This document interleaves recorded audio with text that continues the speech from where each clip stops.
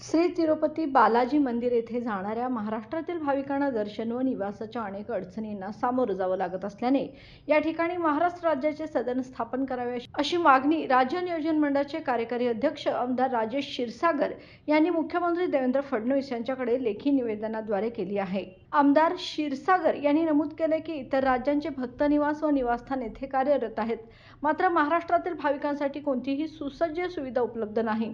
महाराष्ट्र सदन स्थापन झाल्यास दर्शन पास, निवास व्यवस्था व पर्यटन माहिती एका ठिकाणी मिळेल।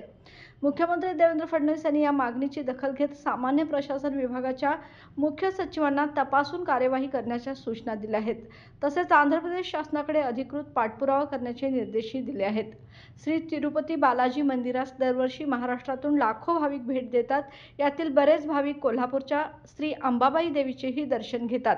भाविकांची गैरसोय दूर करण्यासाठी महाराष्ट्र सदनाची उभारणी आवश्यक असल्याचं आमदार क्षीरसागर यांनी स्पष्ट केलंय।